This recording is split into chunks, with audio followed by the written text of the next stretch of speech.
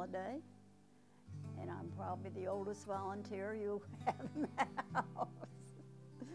But I've been every year, loved working in the house. Not so much lately, but I certainly did at the beginning. We had a grandchild who was a heart patient at Philadelphia Children's Hospital, a very serious heart condition.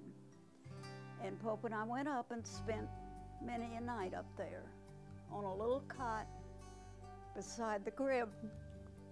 And we thought, this isn't right. This isn't right. And then I asked some of the little mothers, where are you staying?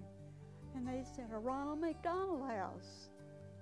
And so when one of my children came up to visit little Melissa, I said, let's go over there.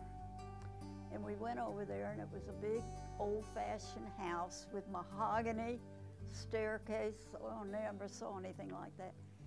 And we fell in love with it, and we said, we're going to have one in Chattanooga. We had no idea whether we would or not. So when we got back, Jane said, there's a group coming down from Oak Brook to check out Chattanooga to see if it would be possible to have one here. Well, we were on the front row when they came, and they had questions galore. And it turned out that we passed. I have thought over the years of all the volunteer things I've done, this is it. And just to watch how it's developed is just thrilling to me, because something as personal and as wonderful as the Ronald McDonald House is, you receive so much more than you could possibly give the families. My name is Wright, and I've been around this house ever since the inception.